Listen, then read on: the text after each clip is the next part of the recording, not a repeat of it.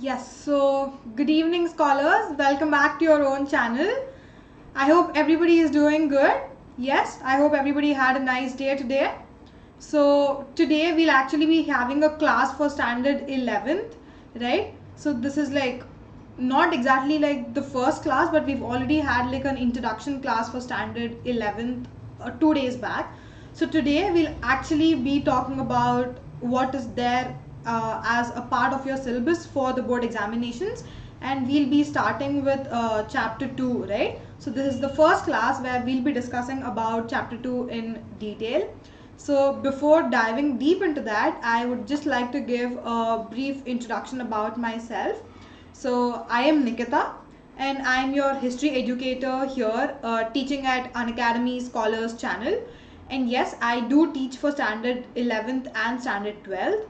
As I have mentioned in my earlier classes, I am reiterating my same point for a better clarity. As in, on Mondays, Wednesdays and Fridays, the classes are going to be for standard 12, and the remaining 3 days of the week, which is Tuesdays, Thursdays and Saturday, y'all will be having classes, basically the 11th standard students, right? So I hope there's a clarity on that. And yes, a couple of people are already here. Good evening everyone, welcome. Yes, so I think we can start. Yes. So before that, if any of y'all have not joined the Telegram Scholars channel, I highly recommend you all to join it because it's very useful in terms of you getting the updates, right? Like which classes will be happening at what point of time and who's going to teach these classes, right? So for any such updates you need, please y'all can go and join the Telegram channel, namely Scholars, and the link for the respective thing is in the description below. So please check out the description and y'all can join the Telegram channel if and when y'all want, right? Yes, so hello Piyush, good evening. Yeah, so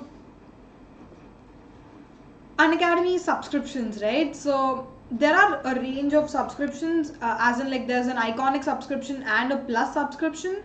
So when it comes to plus, there are a number of benefits, and few of them are you can actually sit at your own homes and listen to the live classes taught by some of the top educators of India, all available on one platform. And there's also unlimited access given to all these courses ranging from different departments and disciplines, right? There are also regular doubt solving sessions. Along with that, y'all can also take part in answer writing sessions and practice tests and live test series, right? And added to that, every educator here at Unacademy Plus, they make sure that they are covering the syllabus in a very exhaustive manner. So that basically means you don't have to worry about missing out on a particular topic, right? There's also mentorship given to you, there's guidance given to you, and also study materials are provided to you in the form of PDFs, which you can later refer to for any queries or doubts, right? And there are a range of subscriptions here when it comes to Unacademy Plus. As you can see, this thing has been changed over the past couple of days. Instead of the 6-month subscription, it is divided into two now, which is a 3-month and a 9-month subscription, and the remaining are the same, which is a 12, 15, 18 and 24-month subscriptions.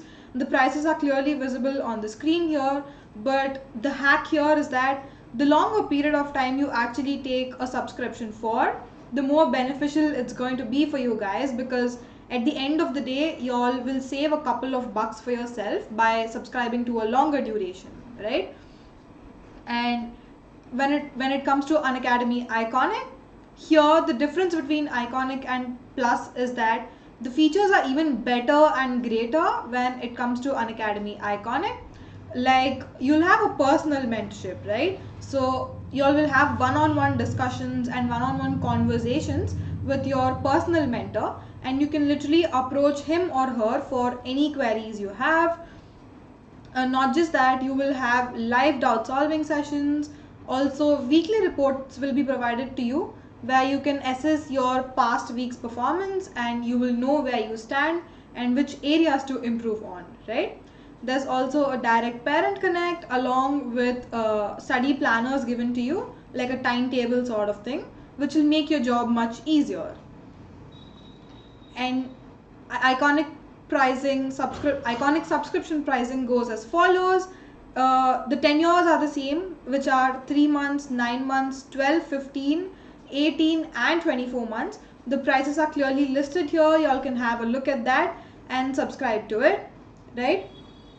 So that was like the pitch. And yes, a couple of other people joined in the meanwhile. Hi Sheba, good evening. Wait, I have a question. Isn't Sheba from 12th standard? Sheba, you're a 12th class student, right?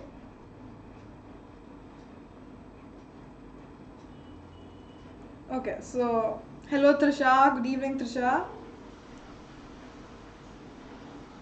Anyways, you can just stay back and listen to the class if you like. That's okay. Yes, so with that, I think we can start if you all are ready.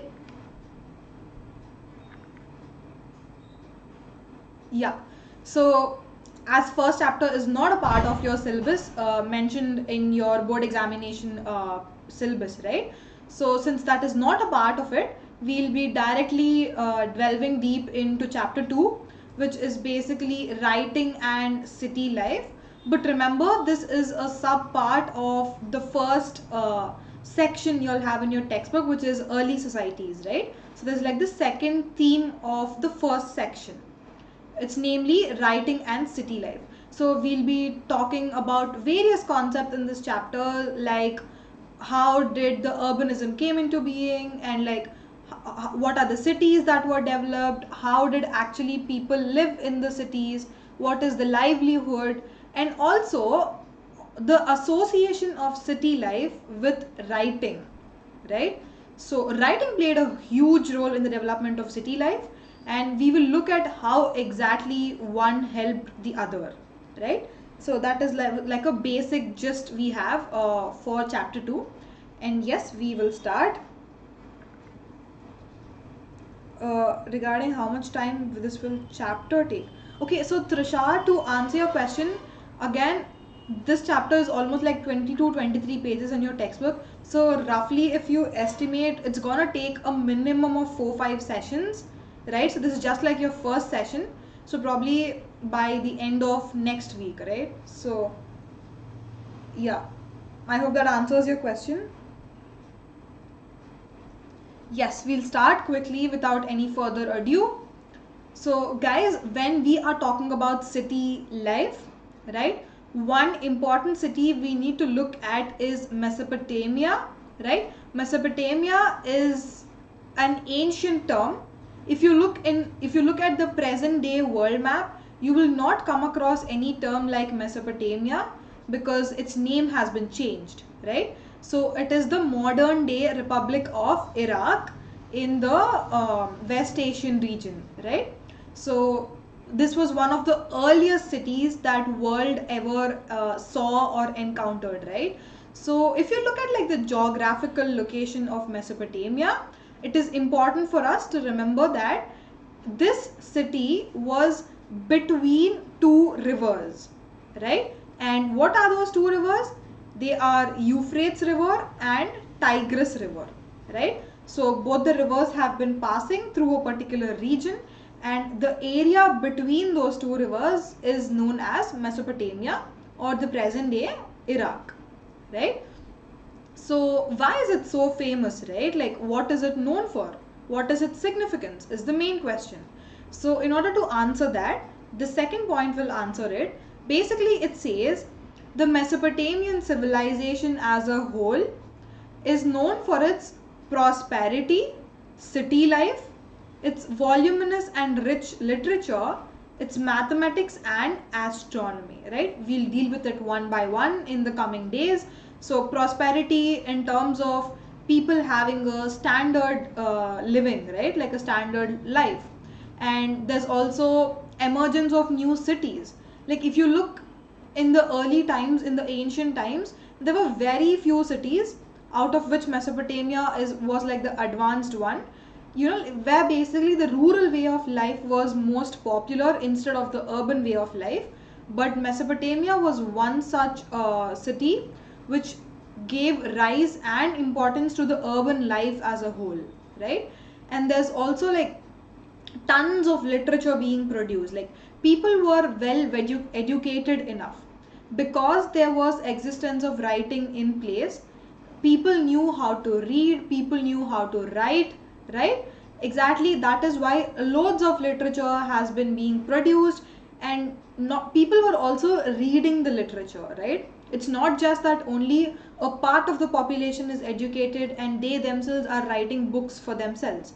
No, that is not the case. People are writing on one side, the common people are reading, because there was a lot of literacy back then, right? And there's also advancements in mathematics and also astronomy, right? So these were all some of the developments which were happening in the early days of Mesopotamian civilization. Yes, so any questions still here?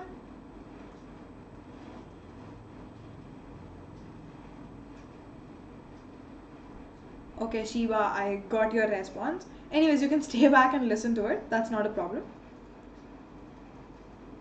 Yes, so if you all have any questions, guys, please don't hesitate to drop in the comment section, right? So I'll have a quick look now and then, and I'll try to answer your questions as soon as possible, right? So Mesopotamia is writing, right? Like this chapter, one of the main focus is about the writing systems.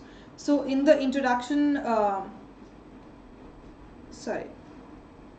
the introduction itself, we'll be looking at what kind of writing system prevailed in Mesopotamia and what is the literature that was prevalent there, right? So it had such a huge influence, like it had so much significance of its own, that it not just stayed in the place it was introduced, but it also spread to different regions around Mesopotamia, right? For example, it spread to Eastern Mediterranean region. Not just that, it also spread to northern Syria and Turkey, right? So when did this spread happen? To answer that, this spread of literature or the writing system happened after 2000 BCE, right? So people were actually making use of this writing system which was prevalent in Mesopotamia, right? So all the kingdoms of that particular area, or not just like rulers or like elite people, but also common people, they were actually practicing this. And it also spread to Egypt. How do we know that it spread to Egypt?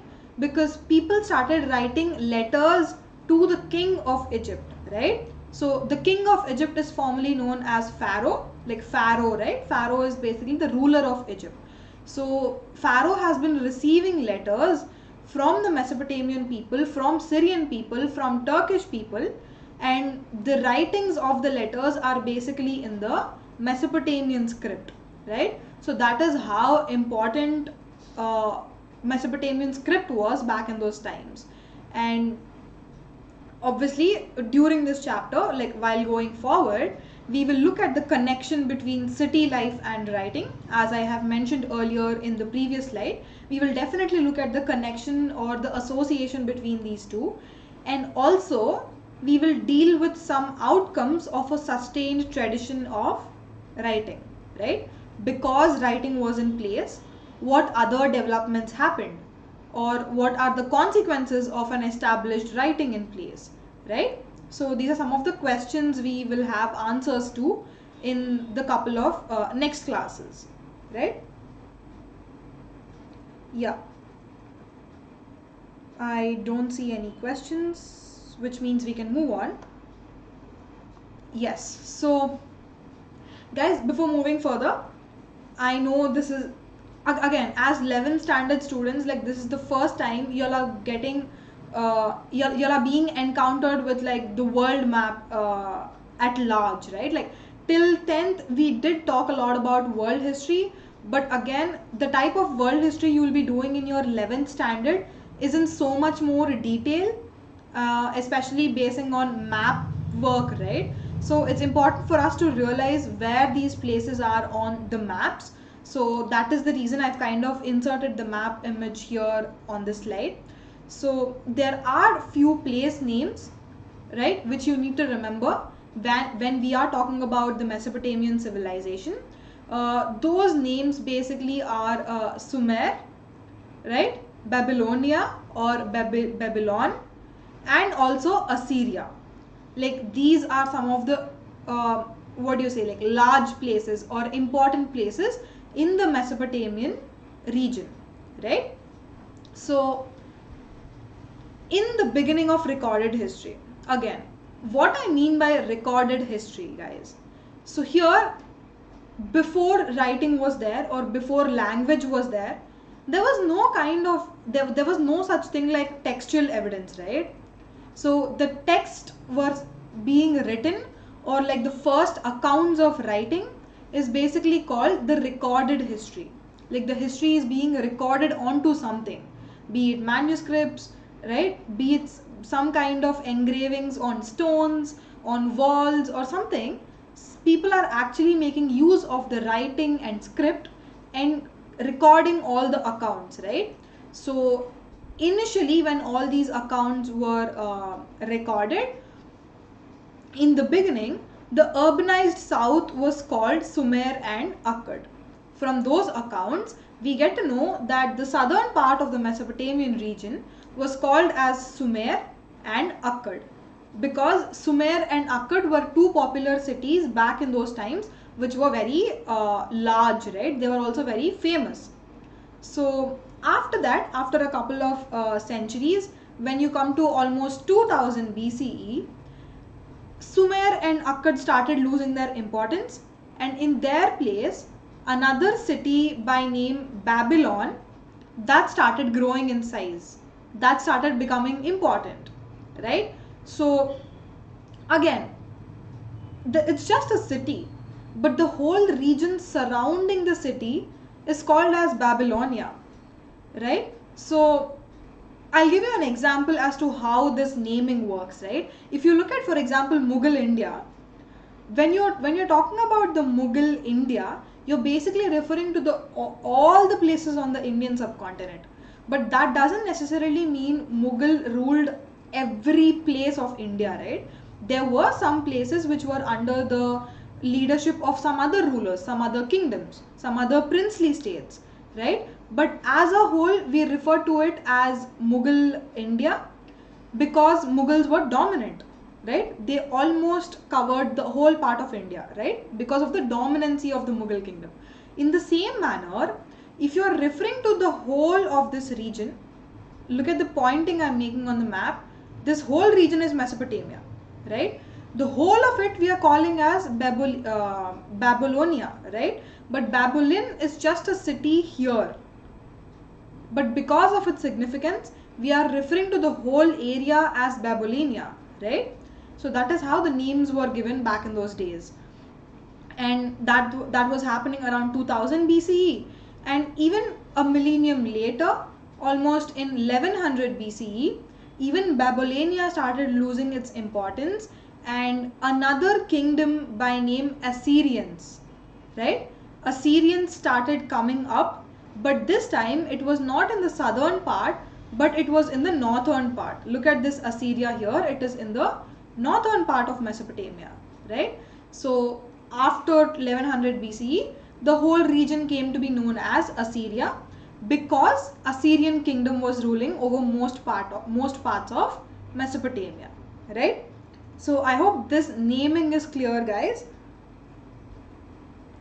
Any questions still here? Please put them down in the chat box.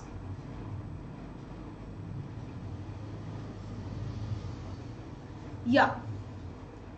So now we'll move to languages, right? Because language, writing, script, all these are important elements of the chapter we are dealing with right now. So the first known language of the land, like if you look at the records, the first ever language which was used in this particular Mesopotamian region was Sumerian.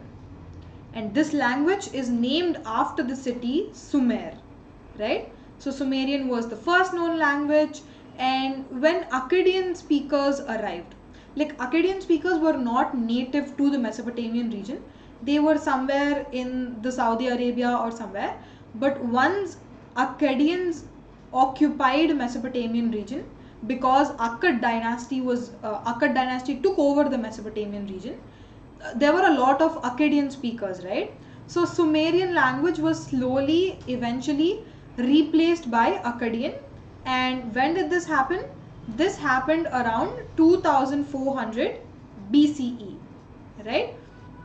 And this almost kept continuing and flourishing till Alexander's time, right?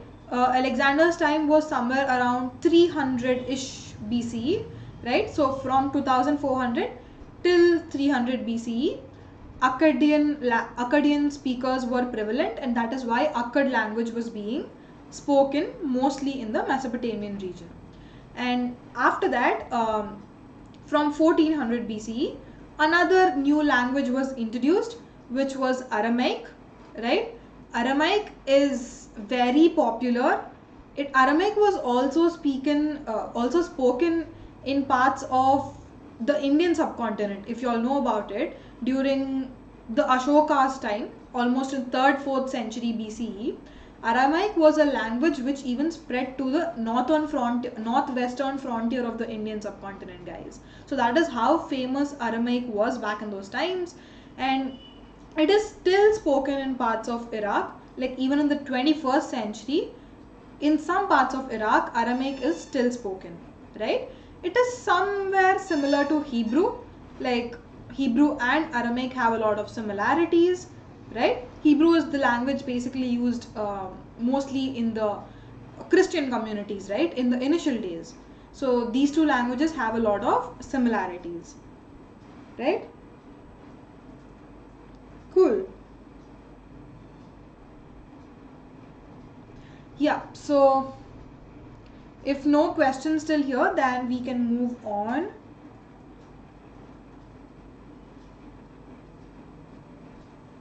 Yeah, so the word Mesopotamia, what does it mean, right?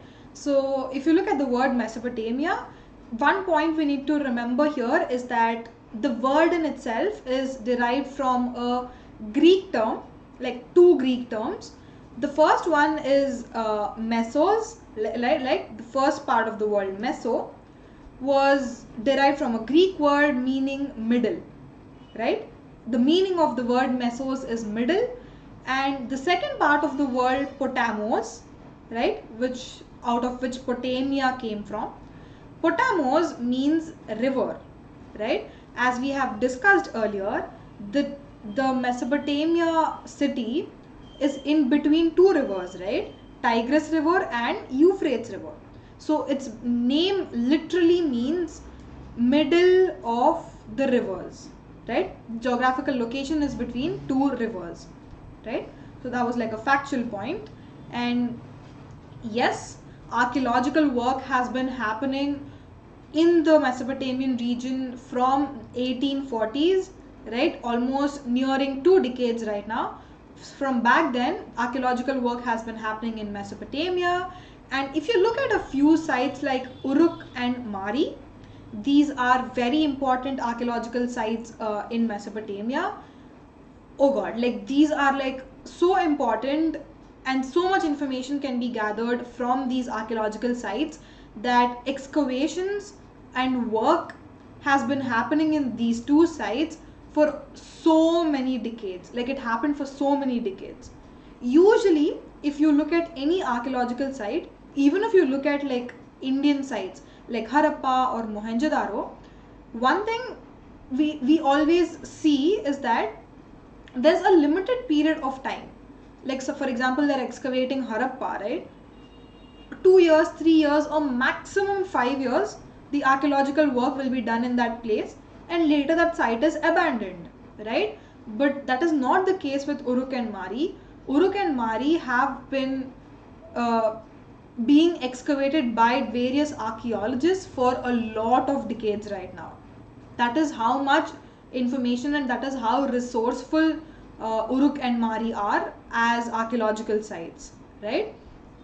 And not only we can study hundreds of Mesopotamian buildings, like if you go to that place now, you have a lot of buildings. Obviously they are not proper buildings where you can live in. There are some ruins as well. They have been destroyed and devastated because of so much time, like the ravages of time, but like physical structures of buildings are still there. Not just that, statues are there. You'll also find a lot of ornaments like jewelry being used by the people back in those times, and also burials, right? You'll also have a look at the tools used by people back then, and not just that but also seals, right? So what are basically all these? These are material evidences or archaeological sources, right? Again, not just these archaeological sources, but we also have thousands of written documents, right? There are n number of written texts, written documents, accounts, records, publications and whatnot. So much of written literature is also available to us, and if you look at all of these in a totality, if you study them together, then it is very like helpful for us as history students or as history scholars, that you will get a lot of information about the Mesopotamian way of life, right? So that was that. Yeah, just another additional point here. Mesopotamia, guys, like why is it so important, right? So if you're looking at the ancient world, right, there are 4 civilizations which are very, very important, right? Out of those 4 civilizations, the first one is the Mesopotamian civilizations, right?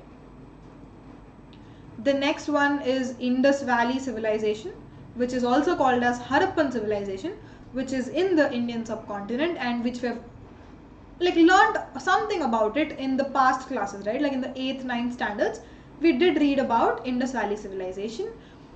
And the next one is Egyptian civilization, and the last one is China, right? So these 4 are basically the most important civilizations if you have a look at the ancient world, right? So that is why Mesopotamia, we are reading it in so much detail, right? Yes. Yeah.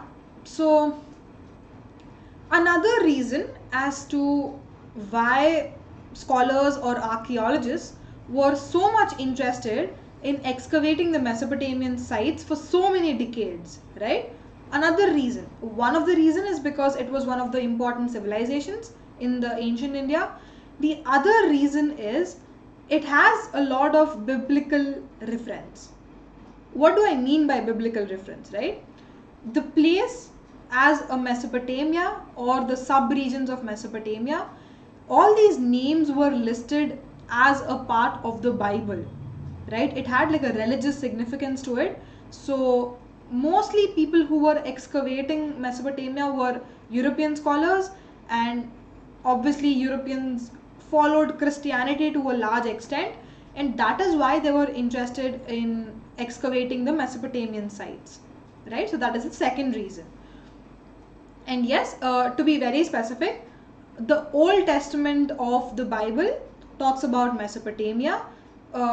Again, if any of you all are Christians or like have a knowledge about Bible in general, you'll realize that there are 2 testaments to Bible.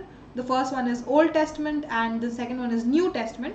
New Testament was basically written after the birth of Christ, Jesus Christ, right? So Mesopotamia had a specific reference in the Old Testament, right? So within the Old Testaments also, the book of Genesis, or like the chapter of Genesis, which is basically the first chapter of Old Testament, it refers to a place called Shimmer, right?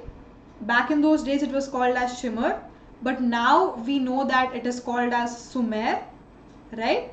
So this place was mentioned in the book of Genesis as a part of Old Testament, and it was referred to as the land of brick built cities. Again, this brick built is important, and we need to remember that the city was constructed with bricks, because back in those times mostly the cities were constructed through mud, right? So mud was like the major source, but the construction happened through bricks only when when there's an advancement in the society, right? So brick building cities basically tell us that Mesopotamia was an advanced city, right? So yeah, that was a biblical reference. And travelers and scholars of Europe, as I was mentioning earlier, they looked at Mesopotamia as a kind of ancestral land. Like they thought of it as their own, or some kind of relation to that land, like a personal relation to that land, right? So, and that is why archaeological work started happening. And what were people actually trying to do, right? What were archaeologists trying to do? They were there are some stories in Bible, right? In Old Testament there are a lot of stories, and archaeologists try to associate the stories in the Bible to the actual archaeological finds. So that is what they're trying to do, the archaeologists are trying to do. For instance, we will look at one such scenario in the next slide, in this slide, the story of Noah, right? But before that, we need to understand that there was a lot of enthusiasm shown by archaeologists to specifically explore the past of Mesopotamia, right? And this interest started rising and grew in size from the mid 19th century.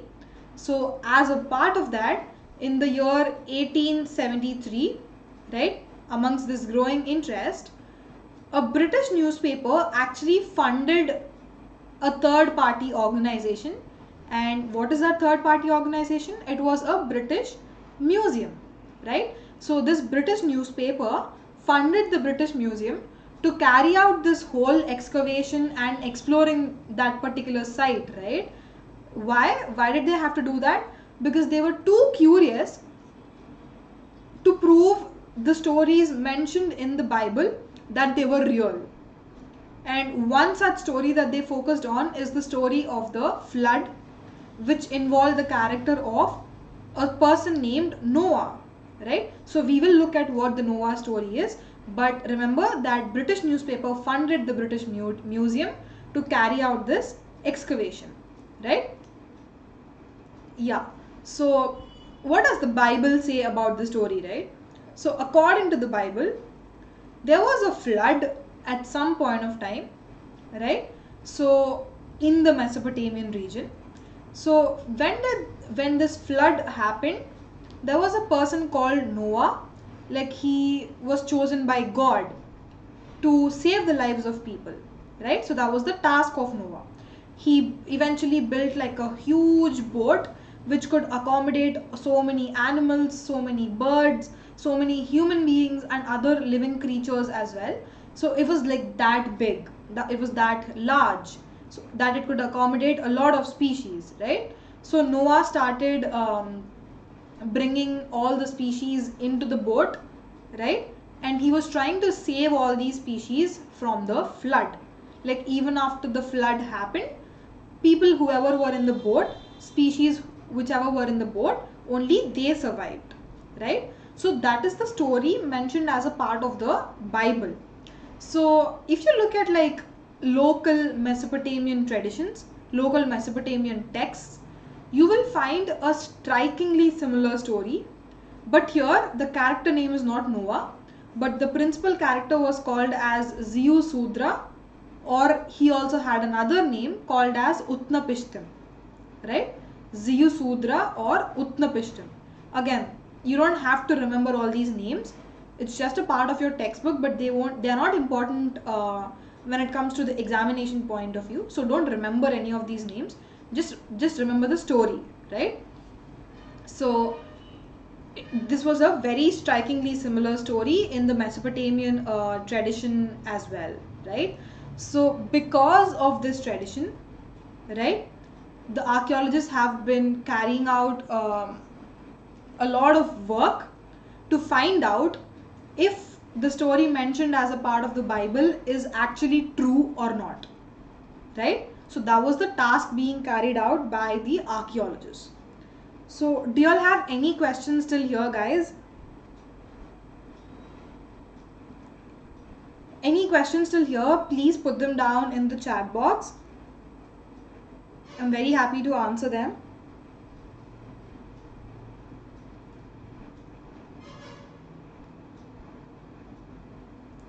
Right, so if there are no questions, then we can move forward, right?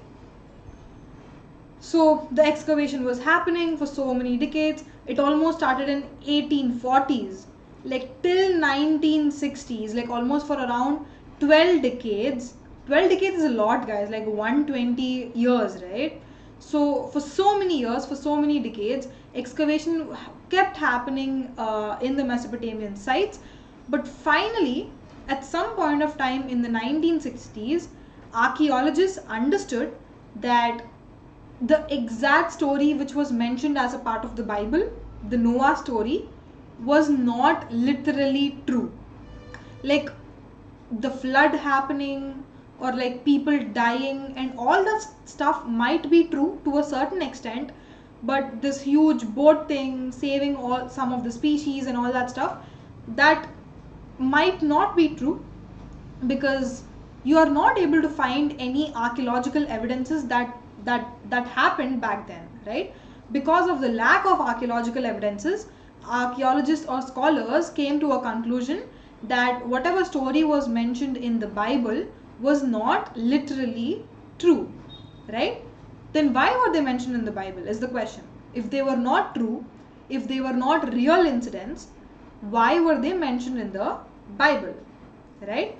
So for that, they came up with a solution that it is some kind of way, like mentioning all these stories in the Bible was a kind of way to express memories about important changes in the history, right? They just wanted to preserve it as a memory, and all these memories need some kind of expression, right?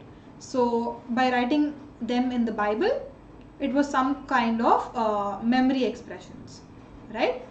So basically the underlying point is all these stories are not completely true, right? So from then on, the archaeologists started focusing on the different what do you say, like different questions, different set of questions.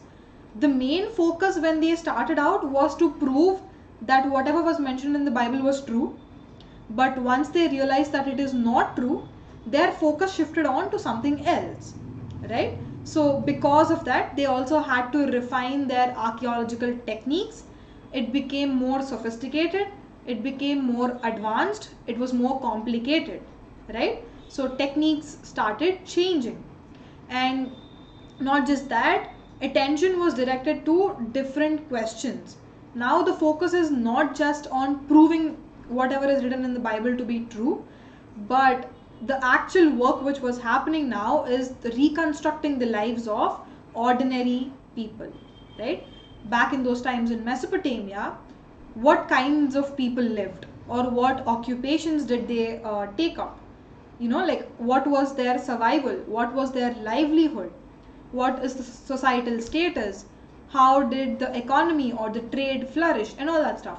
These are the questions people started, like the archaeologists started answering, right? They started looking for these answers, right? So obviously the importance of Bible took a backseat because of this. And while going forward in this chapter, we will basically be looking about the later part of these studies, from the time when archaeologists started concentrating on the lives of ordinary people. We'll be looking at that, but not on the biblical part, like the Bible part, right? So this chapter mainly focuses on the later studies, right? Any questions till here?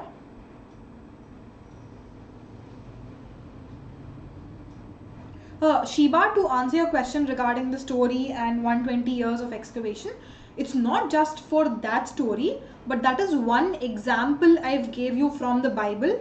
But there are so many stories like that as a part of the Bible, which included Mesopotamia, which had reference to Mesopotamia. So these 120 years of excavation by different archaeologists were to prove all the elements of the Bible, not just that one Noah story, but so many other stories as well, right? I hope that answers your question, Shiba.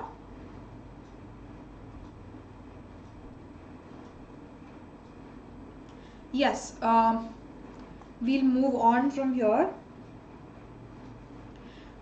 Again, when we are dealing with world history, it is very important for us to kind of pinpoint to the geographical location of that particular region, right? And what is the geographical arena or the sphere of Mesopotamia is the question. And in this slide and the next couple of slides, we will be dealing with the geographical arena of Mesopotamia, right? So we'll just refer to it as Iraq, because modern day it is called as Iraq, and it's kind of easier for us to remember, right? So Iraq in the modern day is a land of diverse environments. Like honestly, if you look at a particular region in Iraq, you can't just say that the whole of Iraq is a plateau region or a mountain region. No, you can't say that, because there are plains, there are deserts, there are rivers, there are, like mountains, plateaus, everything. Like so many forms of geographical diversities are present in Iraq, right? So we'll just have a quick look at what is present where, right? So in the northeast region, right?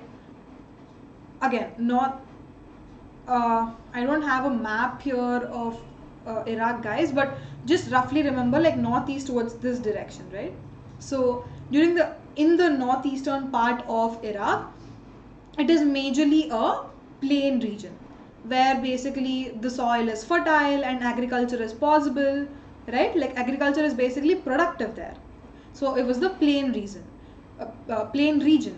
And as you move forward, the toposphere, or like the land, it gradually starts rising, and gradually there are also mountain ranges there, right? And obviously it had so many rivers flowing through these mountain ranges, various river streams, and you can see various wildflowers, and also there is enough rainfall to grow crops. Usually if you think of Iraq, the fact that it is a part of West Asia, we would basically characterize it or categorize it into a semi-arid region, right? Not totally arid, but like a semi-arid region, right? But it's not like it did not have any rainfall. It had some amount of rainfall, which was bare minimum, or which was enough to grow certain kind of crops, right? So here agriculture began almost 7,000 or 6,000 BCE. If you look at the Indus Valley civilization, agriculture only came about during the 3000 BCE, right? Around 3000 BCE, agriculture was started in the Indus Valley civilization. But if you look at Mesopotamian civilization, it dated so many centuries, like so many millenniums back, to almost 7000 BCE, right? So that was when agriculture was introduced. And now that was a northeastern story. If you look at the northern part of Iraq, there are grasslands known as steppes, right? Again, if any of y'all are geography students, there is a variation in all these grasslands, right? So there you must have learnt that steppes are one kind of grasslands. So exactly in the northern part of Iraq, these steppes are prevalent, and because the region is not a plain region, it has so many grasslands and stuff. Obviously agriculture is not a possible option, right? So how did people live if not on agriculture? What is the other occupation that people practiced? in order to live, in order to survive, right? So that is where the animal herding comes into the picture. So people basically living in the north, their major occupation was animal herding, right? Yeah, so that was the north story. And usually there are a lot of rains after the winter season in Iraq. So that time, obviously rains meant the growth in grass, right?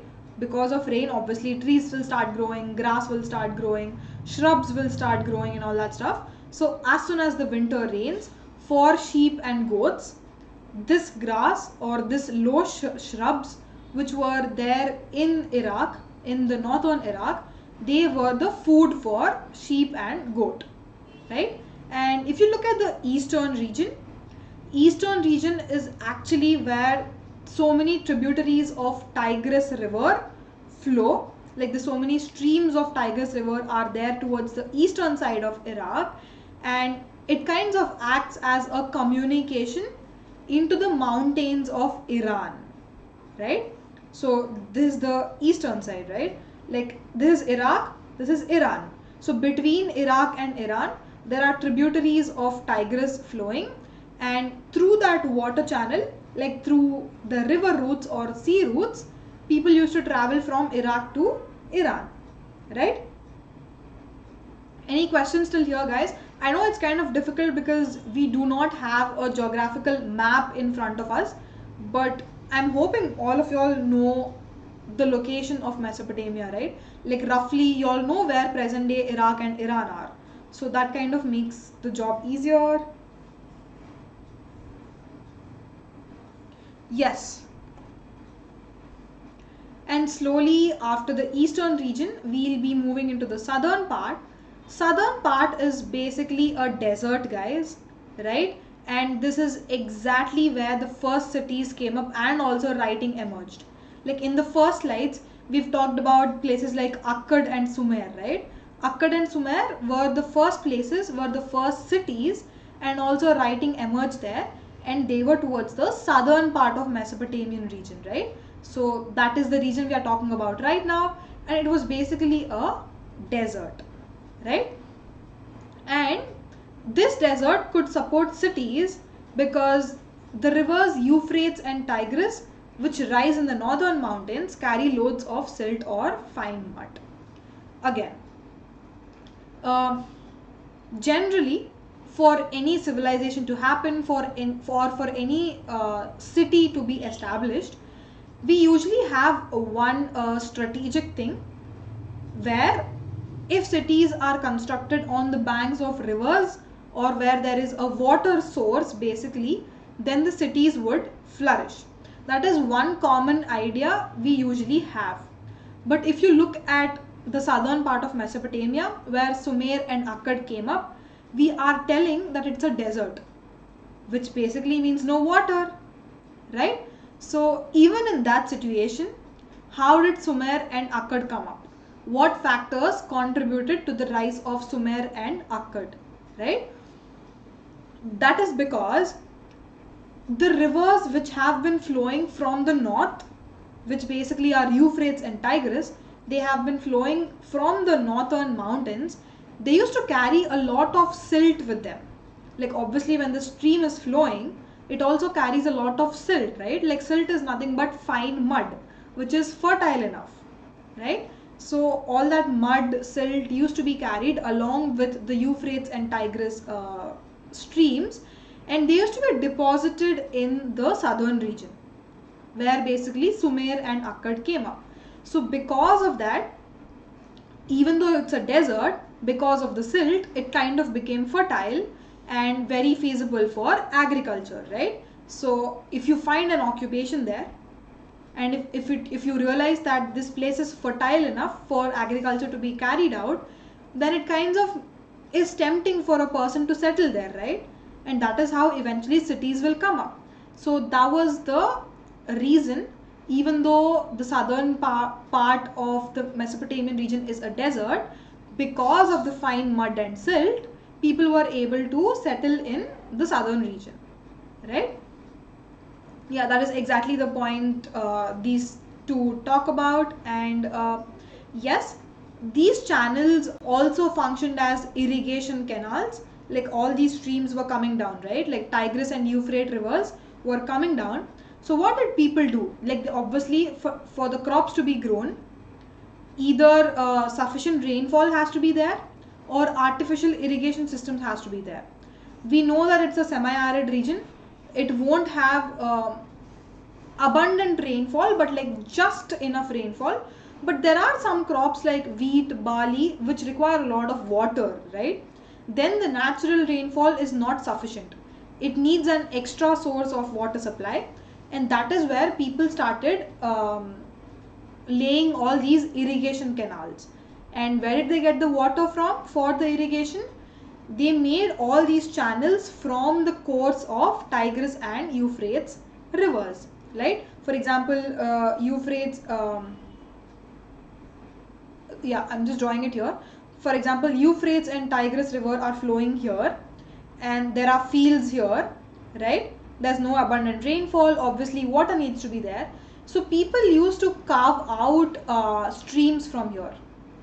Stream number 1, stream number 2, stream number 3, right? So this is how water used to flow through these streams, and eventually the fields were irrigated, right? So I hope this point is clear, guys, right? Any questions till here?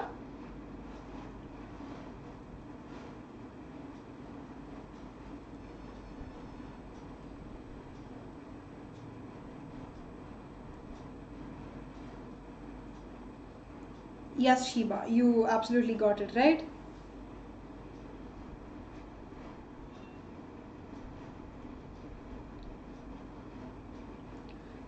Again, Manya, regarding your question, I mean, like, if you want to attend both the classes, you can attend. That is not a problem.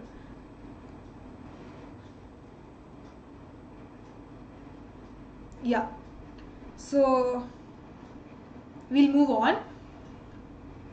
Where were we? Irrigation canals, right? So crops which needed a lot of water took extra water supply from the streams of rivers, right?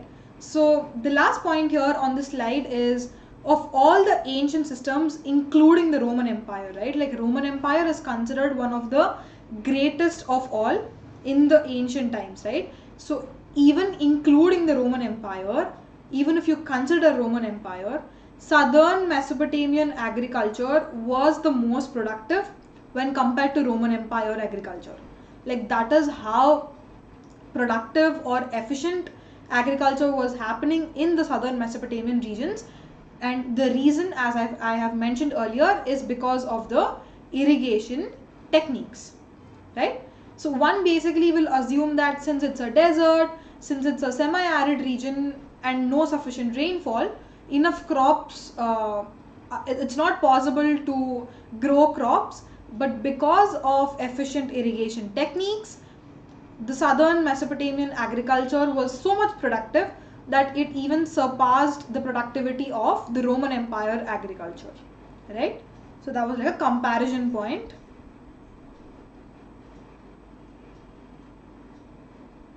Yeah, so we'll move on from here. Yeah, so not only agriculture, but people also need other things to survive, right? Like through agriculture, you're gonna get some plant produce, some grains or some millets, pulses and all that stuff.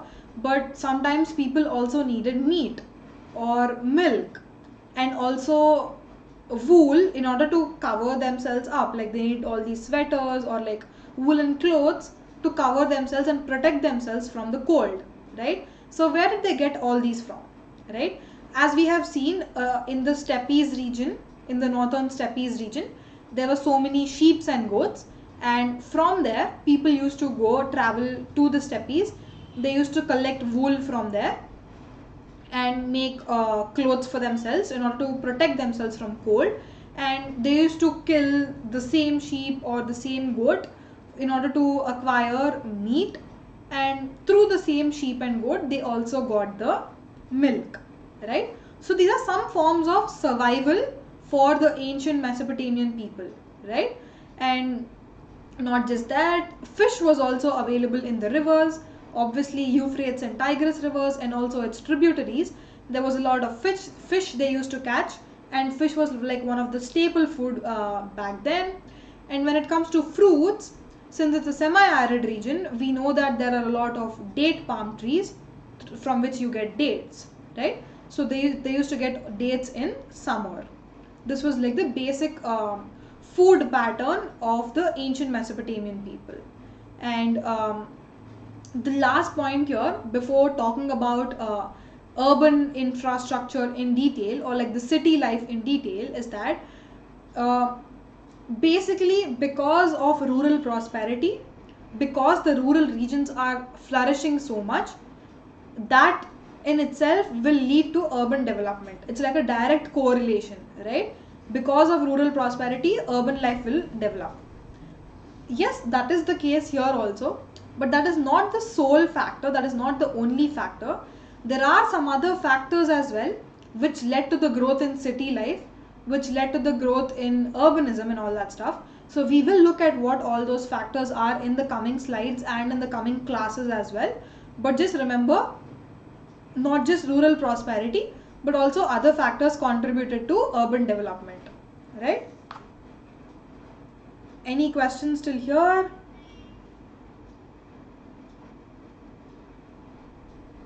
Okay, so I do not see any questions. We'll quickly move on. Yeah, the significance of urbanism, right? One of the important parts of the chapter, so please pay attention, guys. So what are basically cities comprise of, or like what are they consisting of, right? So cities and towns are not just places with large populations. It's not just about the people who live there, right?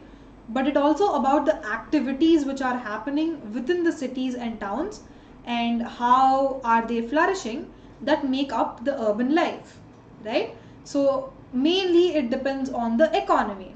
Economy is that one crucial factor which differentiates a city and a town, a city and a village, right? So if you look at the economy, food production was obviously there. We have talked a lot about agriculture, food production was obviously there. And besides that, trade, manufacture, and also services. All these other occupations were also there in the urban economies back in those times in the Mesopotamian region, right? Trade was happening because they continuously kept interacting with people, right? So obviously there was an exchange of goods, exchange of services, and there were a lot of things which were being produced. So which means there were n number of occupations, but not just cultivators, right? So that is one incentive for people to settle in the urban areas and lead like a urban lifestyle, right? And obviously because of that, because they need so much, they are not self-sufficient, they started depending on the products and services of other people, right? For example, if I am a seal cutter, right? Like my job is to make seals. In order to make seals, I need some equipment. Probably I need some tools or something. So definitely I can't make tools on my own. I need to rely on somebody else to give me the tools, right? So this interdependence was there right from the beginning, right? It was like a continuous interaction among people, right? So this is like the first factor, or like the first element of urbanism, which is continuous interaction among people, right? Yeah. In the next slide, we will be looking about examples, right? Again, as I was telling you about the interdependence, if you look at a stone seal maker, which is basically a seal cutter, he needs some tools. He needs bronze tools that obviously he cannot make for himself. He needs to rely on somebody else for the tools. And secondly, he needs all these colored stones for the seals. Obviously he don't know where to get them, so he needs to go into the market and buy it from somebody else. Again, the second level of interdependence on another human. And his specialization is not trading, but he only knows how to carve very finely, right? Like his specialization is just fine carving. Once he makes that stone seal, what will he do with that? He needs to sell that in the market, but he doesn't know how to sell it. So he approaches a trader, and the trader will sell it for him on his behalf, right? So what are you seeing here?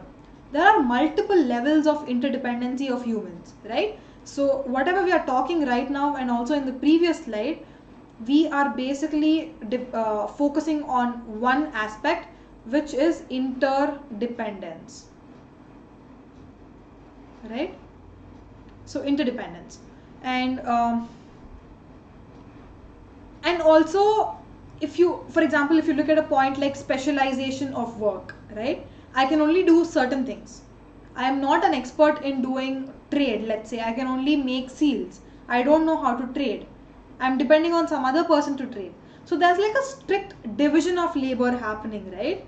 So because of the specialization of work, right? Because of specialization of work, division of labor will take place.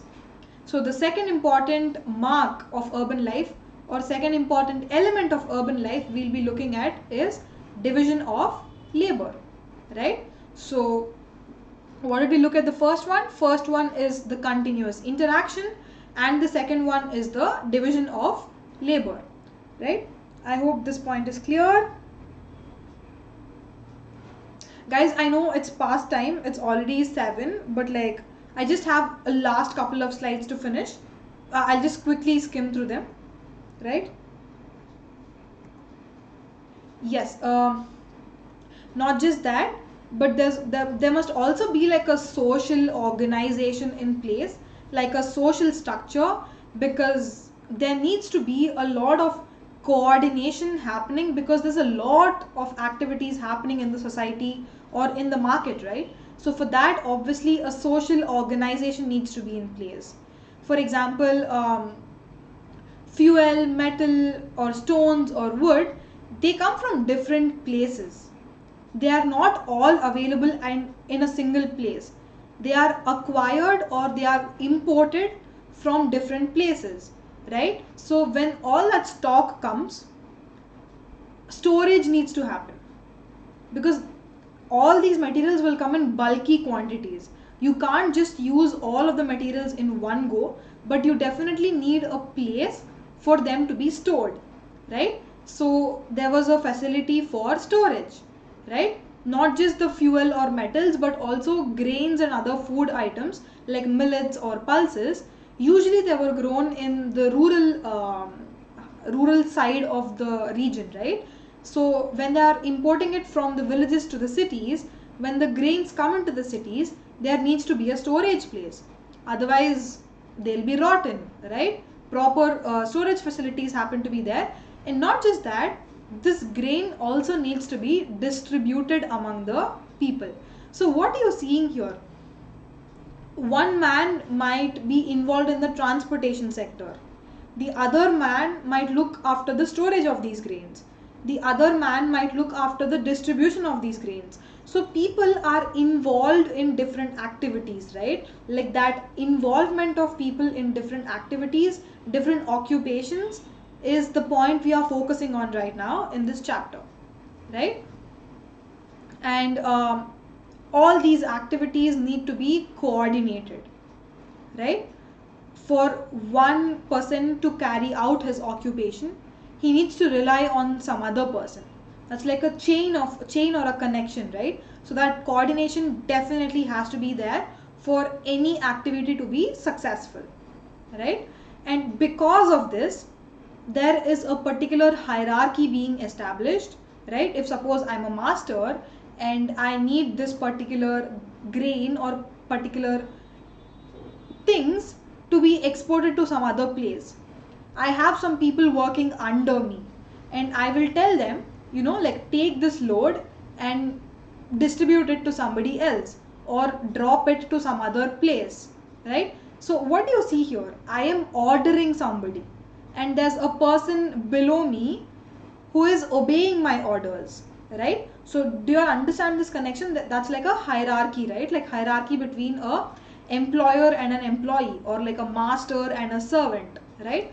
So a person is there to give commands, but at the same time a person is also there to obey those commands, right? And the last point here is when so much is happening, when so many activities are happening, all these activities were recorded. Who records all these activities? Again, there's a special occupation for this. People called scribes. They note down every activity, every transaction that is happening in the urban cities or the urban economies. They write it down. And that is how we got to know all this information about the Mesopotamian city life, right? So the basic point to remember here is there was a lot of occupation, like different occupations happening, and the division of labor, the constant interaction happening among people. Like these are few of those elements of city life which we need to remember, right? Yes, any questions till here?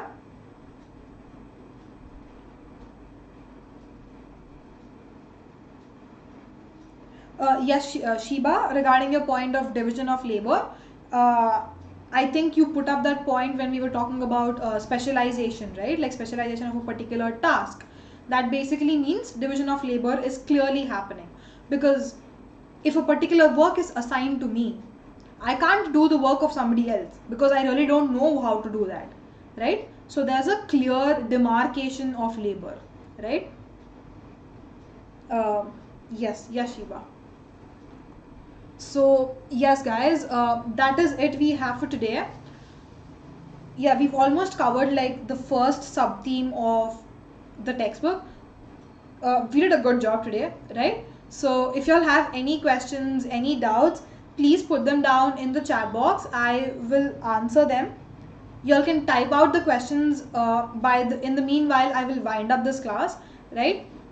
So in the beginning we've talked about the Iconic and Plus subscriptions, right? So if you want to subscribe to any of them, y'all can use my code TUM10 and get a 10% off straight away while subscriptions are happening, right? And not just that, if y'all also like the content of these videos and if y'all want more of them, please do like the videos, also share it as much as possible. Comment down with any questions, suggestions, queries, concerns, whatever you all have. Put them down in the comment box, and also subscribe to the channel Unacademy and especially Scholars channel, right? So thank you so much for tuning in today. I hope to see you all again on Saturday, right? Your next class is day after tomorrow on Saturday at 6 p.m. right? Again, thank you guys. But again, if any questions or queries, please put them down. I'll stay back for 2-3 minutes to answer any of them if you all have any. Yes.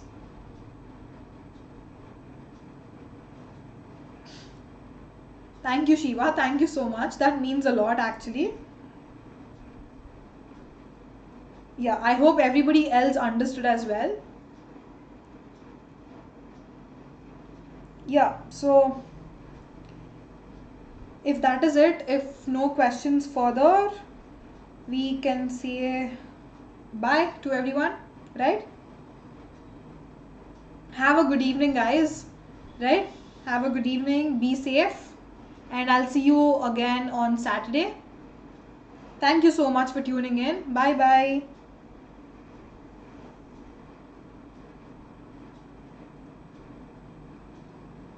Bye Shiba, bye Kushi.